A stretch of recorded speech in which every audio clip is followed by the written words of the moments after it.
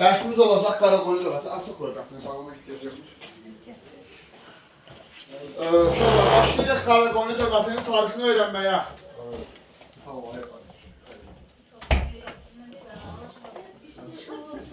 Azərbaycan tarixindən. Gəldik çatdıq Qaraqoyun dövlətinə. Diqqətlə dinləyin. Deməli uşaqlar, Azərbaycan tarixində mövcud olan dövlətlərdən biri də Qaraqoyun dövlətidir. Bu, bizdə bilirsiniz ki, feodal dağınıqlığı dövrü idi, 14-15-ci əsrlərdə. Yəni, biraz onu yaxınlaşdırdı, o yaxşı düşsün.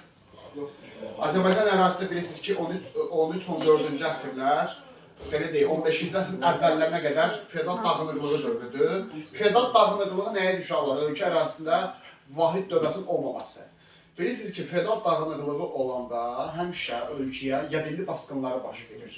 Məsələn, biz bunu əvvəlki dərslərimizdə görmüşdük. Azərbaycana Qızıl Ordunun hücumları var idi, Toxtamışın yürüşləri var idi, Teymurun yürüşləri var idi, yadillilər idi, bizim ərazimizə hücum edirdilər. Niyə edirdi? Çünki 14-cü əsrdə Azərbaycanda feodal dağınıqlığı var idi Azərbaycanda. Əsas səbəb feodal dağınıqlığı idi ki, güclü bir dövlət yox idi onların qabağına dayanası. İndi bu Qaraqoyun dövləti də bu feodal dağınıqlığın nəticəsində yaranmış bir dövlətdir. 1410-1468-ci illərdə Qaraqoyun dövləti mövcud olur. Mənə gəlir, rahatdır mövcud olma tarihi, hamının yanında qalasıdır. 1410-1468-ci illərdə mövcud olacaq. İndi, amma dövlət 1410-da birbaşa yaranmayıb. Yəni, bu dövlət yaranana qədər uzun bir yol keçir. Biz hələ o yolu öyrənəcəyik. Qaraqoyunlular Baharlı sülaləsindən olub. Bu dövlət olub Baharlı nəsli. Yəni, artıq testlərdə Qaraqoyunlu dövləti sözünü çox işlətmirlər hətta. Daha çox Baharlı dövləti sözünü işlədirlər. Artıq son testlərdə və toplullarda daha çox Baharlı dövləti kimi qeyd olunubdur. Qaraqoyunlu dövləti kimi yox. İndi bəzi testlərdə Qaraqoyunlu dövləti yazılacaq, bəzi testlərdə Baharlı dövləti yazılacaq. Yəni, bilin ki, söhbət eyni dövlətdən gedir, yaxşı mı? Baharlı dövlətindən gedir. Sulalə Baharlı sülaləsidir, dövləti Baharlı nəsli ilə ayrılır. Ona görə deyirik ki, bu dövlətə Baharlı dövləti də deyirlər. İndi gələk maraqlı bir sual, uşaqları həmişə maraqlandırır, Qaraqoyunlu nədir? Adı nə deməkdir? Qaraqoyunlu adı haradansıdır? Bunun əslində real olaraq mənası nədir? Mən bunu tələbəlik dövründə də bir dəfə araşdırmışdım. Məşhur bir türk tarixçisi var, 70-80-ci illərdə, 1970-80-ci illərdə o, Faruk Sümer. O, Qaraqoyunlu tarixini araşdırıbdı və Azərbaycan ərazisinə Qara Yusifə aid pul tapıbdı. Qara Yusif bu dövləti yaradacaq, indi birazdan deyəcəm. Qara Yusifə aid pul tapıbdı. Bilirsiniz ki, müstəqil dövlət hökümdarları həmişə öz adına pul kəsirlər. Bu, bütün dövlətlərdə belədir. Orta əsrlər dövründə bu bir ənənə idi. Müstəqil dövlətin hökümdarı öz adına pul kəsdirməlidir. Qara Yusif də öz adına pul kəsdirib, amma pulun üstünə yazılıb ki, Baranlı Qara Yusif. Baranlı. Amma biz bilirsiniz ki, Sovetin tərkibindəydik. Biz 1991-dən sonra müstəqil olacağıq. SSR-nin tərkibində olduğumuz üçün bizdə Elmlər Akademiyasında olsun, insanlar arasındakı münasibətlərdə rus dili bir hegemoniyaya malik idi. Bunu bizim tarixçilər rus dilindən tərcümə edirlər. Baranlı sözünü qoyun kimi tərcümə edirlər. Qara Yusifdən onun ləqəbidir, Yusifin ləqəbi Qaradır. Olur, Qaraqoyunlu Qara Yusif. Halbuki burada qoyun yoxdur əslində. Qoyundan heç bir söhbət getmir. Sadəcə səhv tərcümənin nəticəsidir gəlir bizə illərdə çıxır və düzəliş edilmir. İndi bəlkə yaxın vaxtlarda düzəliş edilər kitablara. İndi burada 3 nəfər var. Bunları qarışdırmamalısınız. Diqqətlə dinləyin. Bayram Xoca. Bayram Xonçası. Sonra Qara Məhəmməd. Bir də Qara Yusif. 3 nəfərdir. Bax, bunları qatmayın. Baharlı sülaləsində. Baharlı. Bayram Xoca, Qara Məhəmməd, Qara Yusif. İndi uşaqlar, Bayram Xoca bəyliyin banisidir. Belə deyək, bəyliyin banisi. Bəyliyi yaradıb. Hansı bəyliyi? Baharlı bəyliyi yaradıb. Elə bir dövləti yox da sülaləni elədir ki, yaradıb. Başa düşdünüz necə? Bayram Xoca sülaləni yaradıb, yəni bəyliyi yaradıb. Harada yaradıb? Van şəhərində. Eşitmişsiniz də Van şəhəri, Anadoluda. Deməli, orada olublar, sonra gələcəklər Azərbaycanda dövlət olacaqlar. Bunlar dövlət olmamışdan qabaq, tarifi olanda orada olublar. Van'da olublar. Amma Azərbaycanlıdırlar, türkdülər. Sonra Qara Məhəmməd Bayram Xocanın oğludur. Bu, onları böyüdüb edib feodal hakimliyi. Qara Məhəmmədin dövründə bunlar feodal hakimliyinə çevrilib. Feodal hakimliyi nədir? Yəni, bəylikdən biraz genişdir də, əraziləri, sərhədləri bəyliklə müqayisə daha genişdir. Başa düşdünüz? Qara Məhəmməd Qaraqoyunlu feodal hakimliyinin rəhbəri oldu. Bəyliyi böyüdüb feodal hakimliyinə çevrilib. Başa düşdünüz? Bir də Qara Yusif. Bu, dövlətə çevirəcək. Dövlətin banisi olacaq. Gördünüz fərqlərini. Bayram Xoca bəyliyin banisi olacaq. Qaraqoyunlu bəyliyini yaradacaq. Qara Məhəmməd onları feodal hakimliyinə çevirəcək. Qara Yusif isə dövlətə çevirəcək. Qaraqoyunlu dövlətini yaradacaq. İndi biz Bayram Xoca ilə Qara Məhəmmədin dövrünü çox elə öyrənmirik. Bizə əsas Qara Yusifin dövrü lazımdır. Bunların sadəcə adını çəkirik və bu qeyd elədiyimiz tədbirləri yadda saxlayırıq. Qara Yusif hakimiyyəti Qara Məhəmməddən təhvil alıbdır, yəni feodal hakimliyini. Başlayıb uzun bir mübarizənin sonra dövləti yaratmağa. Yəni Qara Yusif birdən bu dövləti yaratmayıb. Dövləti yaratmaq üçün uzun bir mübarizə keçibdir. İndi Qara Yusif bunların dediyi mərkəzi haradır? Van şəhəri. Van, yəni bəylik olanda hələ ki Vandadırlar, Van şəhərindədirlər. İndi 1394-cü ildə çox məşhur bir döyüş var, Bağdad döyüşü. Əmir Teymur'a məğlub olur. Burada Qara Yusiflə Sultan Əhməd Cəlari birləşir. Yadımızdadsa bir Cəlarilər dövləti var idi, uşaqlar. Biz əvvəlki dərslərdə də adını çəkmişdik, Cəlarilər dövləti. 1340-1410. O Qara Yusif Sultan Əhməd Cəlari ilə birləşir Əmir Teymura qarşı. Əmir Teymurun yenə adını çəkilir burada. Bilirsiniz ki, dünya fatihidir, qüdrətli bir hökümdardır Əmir Teymur. Tək başına bilirdilər ki, qalib gələ bilməyəcəklər Əmir Teymura. Ona görə ikisi birləşirlər ki, birlikdə bəlkə nəsə eləyərlər.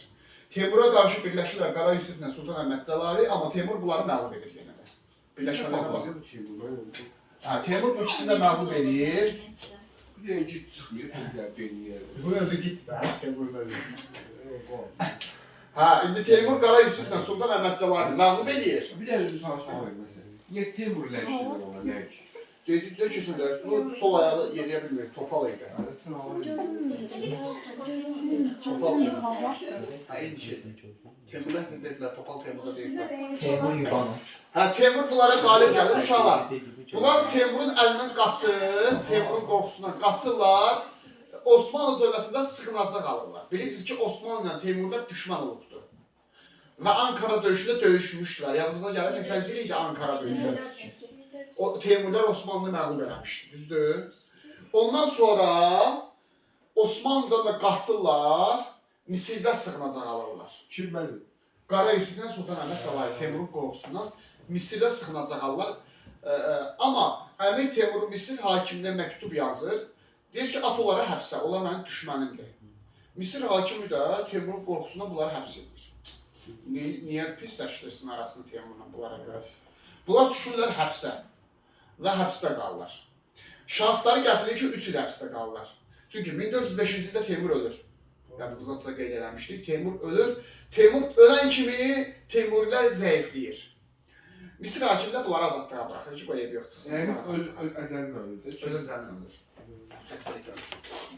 İndi 1405-ci ildə Teymurun ölməsindən sonra bunlar Misirdə azadlığa çıxırlar. Əvvəl ikisi bir yerdə həbsdə idi. Qara Yusiflə Sultan Əhməd Cəlali. Orada da dostlaşmışdılar.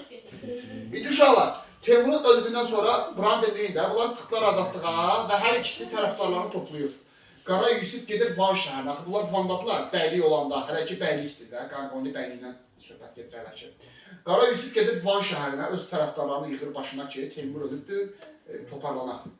Əhməd Cəlali də ki, gedir öz dövlətinin başına, Cəlalilər dövlətinin başına. İndi Qara Yusif çox yaxşı təbliğat aparmağa bacarırdı, tərəfdarların sayı da ciddi sürətlə artmağa başlayır, yığır tərəfdarlarını başına Van şəhərindən üzü Azərbaycana doğru yola çıxır, Cənubi Azərbaycan torpaqlarına doğru. Və 1406-cı ildə bir döyüş baş verir. Naxçıvan yaxınlığında Araz çayı sahilində döyüş. Bir dənə döyüş baş verir 1408-ci ildə Sərdürk döyüşü. Sərdürk döyüşü. Hər ikisi Qara Yusiflə Teymurilər arasındadır. Uşaqlar fikir verin. Teymurilər arasında. Amma Teymur özü deyil ha. Teymurun nəvəsidir. Teymur ölübdür 1405-də. Dedik, Teymur dönəndən sonra Teymurlar zəifləyir. Deməli, Qara Yusif Araz çayı sahilində döyüşdə və Sərdürk döyüşündə 2 dəfə Teymurları məğlub edir. Teymurun nəvəsi Əbu Bəkiri məğlub edir. Teymurlar da zəifləmişdi deyə. Teymurun nəvəsini məğlub edir və hətta Sərdürk döyüşündə Teymurlara ağır məğlubiyyətə uğradır. Və Teymurlar bir dəfəlik Azərbaycandan qovulur. Sərdürk döyüşünün mühüm bir nəticəsi var. Yazılıb ki, Sərdürk döyüşünün nəticəsində Teymurların Azərbaycandakı hakimiyyəti tamamilə başa çıxdı. Teymur ilə kim keçir mənim? Hə? Teymur ilə kim keçir? Əbu Bəkir. Oğlu Şahlıq gələcək. O da hələ birazdan gələcək. Daxili çəkişmələr var idi, ona görə Teymurlar zəifləmişdi. Nəsillərlə ilə olmur, o daxili çəkişmələr. Oğlu Şahlıq olur, amma burada deyildi, Mərkəzi Asiyada idi. Bura Teymurun nəvəsi idi burada. Bu da zəif idi. Ona görə Qara Yusif Teymurun nəvəsini məğlub edə bilir hər iki döyüşdə. Və Teymurun qoşunlarını tamamilə buradan qovur. Bu fürsətdən istifadə edir. Deməli, Araz çayı sahilində döyüş, Sərdürk döyüşü 2 il fərqlə var. İkisində də Qara Yusif Teymurları məğlub edib. Amma desə Qaraqoyunlu dövləti qalib gəlib, səhv fikirdir ha. Niyə? Çünki hələ dövlət deyil, 1410-da dövlət olacaqlar. Hələ bəylikdir, hələ sulalədir. Bunların sulalə dövründəki tarixindən söhbət gedir. Yığışdırdı onu, buran bilin. Sonra Qara Yusif bir dənə qalib gəlir. 1410-cu il Əsəd döyüşü, bu da məşhur döyüşdür. Sultan Əhməd Cəlali. Qara Yusiflə uşaqlar Sultan Əhməd Cəlali arasında döyüş baş verir, Əsəd döyüşü. Bu dəfə bu ikisi qarşılaşır. Xatırlayırsınız, bunlar əvvəl dost duydular. Həbsdə qaldılar hətta bir yerdə. İndi düşmən olublar. Teymurun ölümündən sonra. Qara Yusiflə Sultan Əhməd Cəlali döyüşürlər. Əsəd döyüşünə 1410-cu ildə Qara Yusif qalib gəlir. Sultan Əhməd Cəlaliyə, Sultan Əhməd Cəlali qətlə yetirilir. Köhnə dostunu öldürür. Cəlalini öldürməklə Cəlalilər dövlətində süqut uğradır. Bununla da Təbrizi tutur, Qaraqoyunlu dövlətini yaradır. Qara Yusiflə Cəlal dalaşır o. Hə? Dalaşırlar onlar. Hə, dedik əvvəl dost duydular, indi Azərbaycan uğrunda düşmən olurlar. Qara Yusif Sultan Əhmədi öldürür, 1410-cu il Əsəd döyüşündə ona qalib gəlir, Təbrizi tutur, Qaraqoyunlu dövlətini yaradır. Bura qədər olan bütün hadisələr Qaraqoyunlu bəyliyinə aiddir. İndi isə Qaraqoyunlu dövləti yaradır. Bayram Xonçaya. Yox, ümumiyyətlə Bayram Xoca, Qara Məhəmməd, Qara Yusif, üçü də Qaraqoyunlu bəyliyindədir. 1410-a qədər Qara Yusif Qaraqoyunlu bəyliyinin nümayəndəsi kimi fəaliyyət göstərir. Amma Əsəd döyüşündə qalib gəlir, indi olur Qaraqoyunlu dövləti. İndi dövlət olacaq Qaraqoyunlu. Mən dediniz ki, Qaraqoyunlu qara adını falan Ha? da puldan da Ağqoyunlular döndərir. O Ağqoyunlu dərsini deyəcəm, o aydın. Bunu qatmayın ama. O biraz bundan fərqlidir. İndi uşaqlar, bayaqki bütün hadisələri Qaraqoyunlu dövlətinə aid deyil. Qaraqoyunlu feodal hakimliyinə aiddir. İndi olur Qaraqoyunlu dövləti. Qaraqoyunlu dövləti nə vaxt mövcud olub? 1410-1468. Əsəd döyüşündən sonra. Paytaxtı hansı şəhər? Əsəd döyüşündən sonra yaranır. Təbriz. Paytaxtı olacaq Təbriz şəhəri. Qaraqoyunlu dövlətinin paytaxtı olur Təbriz. Təbrizindən sonra. İranda Təbriz, Cənubi Azərbaycanda. Deməli, bunlar dövlət olmamışdan qabaq hansı şəhərdə olurlar? Van şəhərində. Bəylik olanda. Dövlət olanda hansı şəhərdə olurlar? Van şəhəri haradır? İndiki Türkiyə. Türkiyə. Demək o tərəfdə olurlar. Sulalə olanda. Baharda sulaləsi. Ağqoyunlu bunlardan da böyükdür. Sonra gəliblər Azərbaycana Əsəd döyüşündən sonra Cəlalilərə son qoydular, Qaraqoyunlu dövlətini yaratdı Qara Yusif. Başa düşdünüz? Paytaxtı Təbrizdir Qaraqoyunlu dövlətinin. Elə bir dənə paytaxtı oldu. Qara Yusif dövlətin ilk hökmdarıdır. 1410-1420 Qara Yusifin hakimiyyət dövrüdür. 10 il dövləti idarə edibdir, hökmdar kimi. Elə bir 1410-a qədər Qara Yusifin feodal hakimliyi dövrüdür. 1410-dan sonra isə Qara Yusifin hökmdar kimi fəaliyyət dövrü başlayır. 1410-1420 Qara Yusifin, hökmdar Qara Yusifin hakimiyyət dövrüdür. Qara Yusifin hakimiyyət dövründə hansı hadisələr var? 1412-ci il. Kürd sahəsində döyüş. Şirvanşahlara məğlub edir. Qara Yusiflə Şirvanşahlar qarşılaşır. Qaraqoyunlarla Şirvanşahlar. Bu demək Şirvanşahları məğlub edir, asıl hala salır. Gördünüz, Şirvanşahlar yenə kimlərəsə tabi olur. 1412-ci ildə Şirvanşahlar Qaraqoyunlardan asıl hala düşür. Qara Yusifin 4 dənə döyüş oldu. Arxa-arxaya 4 dənə döyüş oldu. Hamısının arasında 2 il var. Fikir verin, belə rahat yadda qalacaq. Hərəsinin arasında 2 il fərq var. 1406 Araz sahəsində döyüş. 2 il sonra 1408 Sərdub döyüşü. Yenə 2 il sonra 1410 Əsəd döyüşü. Yenə 2 il sonra 1412 Kürd sahəsində döyüş. Hamısını udub Qara Yusif. Amma bunlardan sadəcə biri Qara Yusifin hökmdarlıq dövrünə aiddir. Kürd döyüşü 1412. Çünki bundan qabaqki döyüşlərdə hələ hökmdar deyildi, bəyliyin başçısı idi. Dövlət hələ yaranmamışdı. Yaxşı. 1420-ə qədər Qara Yusifdə heç nə yoxdur. Qaraqoyunlu tarixində başqa heç nə yoxdur. Qara Yusif hökmdarlıq dövründə elə çox tədbirlə yadda qalmayıb əslində. 1420-ci ildə dünyasını dəyişir. Qara Yusifin ölümündən sonra hakimiyyətə gəlib böyük oğlu Qara İskəndər. Niyə nasıl qara qalır? 1420-1436. Ləqəbləri də Qara. Qara. 1420-1436 Qara İskəndərin hakimiyyət dövrü Yusifin böyük oğludur. Çox savadsız biridir. Çox savadsız biridir. Cahil biridir, sən demiş. Siyasi bilikləri zəif idi. Prosto evin böyük oğludur deyə istər-istəməz sülalə böyük nümayəndəsi qoydu, hakimiyyət buna keçir. Bu dövrdə Qaraqoyunlu zəifliyir, biraz tənəzzül dövrü keçirir. Qara Yusifdən fərqli olaraq Qara İskəndər dünya siyasətini yaxşı başa düşə bilmirdi. Bir döyüş var, 1421-ci il Alaşkert döyüşü. Fikir verin, Teymurilərlə Qaraqoyunlular arasında. Və bu döyüşdə Teymurilər qalib gəlir Qaraqoyunluya. Qaraqoyunlu dövləti Teymurilərdən asıla düşür. Alaşkert döyüşündə çox ağır məlumat uğrayır Teymurilər. Görürsünüz, deməli Qara İskəndər zəif imiş. Həmin vaxtı Teymuri hökmdarı şahlıq oldu. İndi fikir verin uşaqlar. Qara Yusif Teymuriləri buradan qovalamışdı, bayaq dedik, 1001 zülmlə, Sərdub döyüşündə. Düzdürmü? Deməli, Qara Yusifin dövründə Teymurilər yeni Azərbaycana gəlirlər və Qaraqoyunlulara asıla salırlar. Qara Yusif onları buradan qovalamışdı, Qara İskəndər onları məğlub oldu, onları yeni bura gəlir. Yox, süqut olmur. Asıla düşürlər Teymurlərdən. Asıla düşmək süqut uğramaq demək deyil. Sadəcə vergi verməyə başlayır Teymurlərə. Çünki məğlub olur Alaşkert döyüşündə. Kim? Qara İskəndər. Tələsmə, daha yaxın. Sən nə fərq? İndi dərd edir. Aslıya sorarsan necə iş var yəni? Yox, yəni sülalə qalır, dövlət qalır, sadəcə ona vergi verir. Yəni onu böyük kimi tanıyır. Başa düşürəm, ona vergi verir. Amma dövlət qalır, dövləti idarə edir. Aslı hala düşür, yəni ona tabi, ona vergi verir. Onun sözlərini edir. Dövlət qalır amma. Kimin dövründə? Qara İskəndərin dövründə Alaşkert döyüşünə məğlub olduqdan sonra. Və Qara İskəndərin dövründə demək olar ki, Qaraqoyunlular həmişə Teymurilərin tərkibində qalıblar, asıllığında qalıblar. Qara İskəndərin ölümündən sonra hakimiyyətə gəlir bu kiçik qardaşı Cahanşah. 1436-1467. Bu 31 il hakimiyyətdə qalır. Fikir verin, hakimiyyətdə qalan ən uzun ömürlü Qaraqoyunlu hökmdarı Cahanşahdır. Bunun dövrü zirvə dövrüdür. Bu ücü Qara Yusifin böyük kiçik olmuş. Benim ak koyulmadı da aldı yoksa. Ben de o soruşumda Yox. Ona da alttan gelir.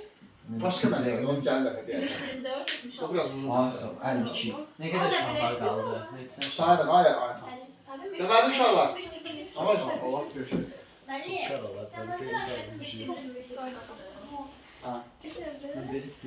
Braderli, Cahanşah 1436-1467. Uşaqlar, Cahanşahın dövründə çox ağıllı siyasətçi idi Cahanşah. Qara İskəndərin kiçik oğludur, yəni Qara Yusifin o biri oğludur. Bu həm də yazıcıdır. Bilməm bunu ədəbiyyatda keçirlər ya yox. Cahanşah keçisi, Cahanşah həqiqi. Amma gözəl əsərləri var idi, ədəbiyyatı yaxşı bilirdi, dünya siyasətini yaxşı anlayırdı, savadlı uşaq idi, Qara İskəndərdən fərqli olaraq, böyük qardaşından fərqli olaraq. Və bu birinci növbədə daxili siyasətə dəyişikliklər edir. Çünki Qara İskəndərin dövründə dövlət zəif idi də. Neydir? Daxili siyasətdə islahatlar keçirilir ki, dövlətin gücünü bərpa eləsin. Birinci növbədə oturaq əhaliyə arxalanır. Öz daxili siyasətində. Oturaq əhali kimdir? Azərbaycanlılar. Onlar arxalanıb, onlara uyğun siyasət yürütməyə başlayır. Oturaq əhaliyə uyğun siyasət yürütməyə başlayır. Və köçərlərə qarşı mübarizə aparır. Sonra hərbi islahat keçirir. Bu bütün güclü hökmdarlarda var həmişə. Hərbi islahatın keçirilməsi. Hərbi islahat keçirir, orduda müəyyən yeniliklər həyata keçirir, ordunu gücləndirir. Və sonra müstəqilliyini elan edir. Yəni Teymurilərin tərkibindən çıxır. Kim idi Teymurilərdən asılı hala düşən? Evet. Cahanşah. Evet. Cahanşah Teymurilərə tabe olmuşdu, düzdürmü? Yani 1430. Cahanşah yox, Qara İskəndər. 1421'de. Hə, Qara İskəndər Teymurilərə tabe olmuşdu. Amma Cahanşah Teymurilərin tərkibindən çıxır, öz müstəqilliyini elan edir. Və hətta Cahanşah özü Teymurilərin üstünə hücum edir. 1458-1459-cu ildə yazılıb ki, Heratı tutur. Heratın tutulması, Herat uşaqlar Teymurilərin paytaxtı idi. Heratı tutur 1459-cu ildə. Bu dəfə Qaraqoyunlar Teymuriləri aslana salır. Görün, Cahanşahın dövründə dövlət nə qədər güclənirsə, Qaraqoyunlar Teymurilərin tərkibindən çıxır, müstəqil olur. Hələ özləri gedir aslana salır, Teymuriləri aslana salır. Ona deyirlər Herat sülhü 1459-cu ildə. Başa düşdünüz, Herat sülhünün imzalanmasına. 1459-cu ildə. Sonra Cahanşah, yəni də güclü hökmdar kimi tanıyırsa Cahanşahı, amma 1467-ci ildə bir Muş döyüşü olacaq, uşaqlar. Çox məşhur bir döyüşü, Muş döyüşü. Qaraqoyunlularla Ağqoyunlular burada qarşılaşırlar. Qoyunlar ikisi qarşılaşır bir-birlərində. Qaraqoyunlu və Ağqoyunlu. 1467-də Muş döyüşündə burada Ağqoyunlu daha güclüdür. Ağqoyunlu Qaraqoyunlu məğlub edir Muş döyüşündə. Yəni Cahanşah düzdür, güclü hökmdar idi, amma zəifləmə dövrü istər-istəməz. Cahanşah öldürülür Muş döyüşündə, Ağqoyunlu uzun ətrafını öldürəcək. Muş döyüşündə ölənə Cahanşah öldürülür 1467-də. Cahanşahın ölümündən sonra sürətli bir şəkildə Qaraqoyunlu dövləti tənəzzül etməyə başlayır. Bir də sonuncu kimlər var? Həsən Əli, Cahanşahın oğlu. Uzun Həsən öldürür o. 1467-68 bir ildə bu hakimiyyətdə qalır. 1468-də Ağqoyunlar bunu da öldürürlər. Həsən Əli də ölür.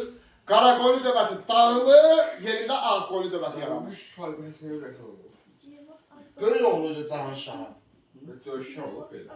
O zəif hökmdar, heç nə yoxdur dövründə. Bir dənə idi var, bir də yazılıb ki, Ağqoyunlar bunu da öldürürlər. Həsən Əli 1468-də Təbriz tutulur. Qaraqoyunlu dağılır, yerində Ağqoyunlu dövləti yaranacaq. Ağqoyunlu dövləti gəlin də söyləyənəcək. Qaraqoyunlu dağıldı, gəlin də Ağqoyunlu. Ondan sonra sınır. Gəlir amma ümumi tarifimiz var elə bizim. Ağqoyunlu keçək, 2-3 dərs ümumi tarif keçəcək. Uşaqlar, topluda Qaraqoyunun testi içərisində Qaraqoyunlu dövlətin idarəçilik sistemi var. Bəlkə onları da yazmışsınız sizə. Yox, onları saxlayın, Ağqoyunlu ilə bir yerdə öyrənərik. Ben bir de aslında. Şah, Əmrin var.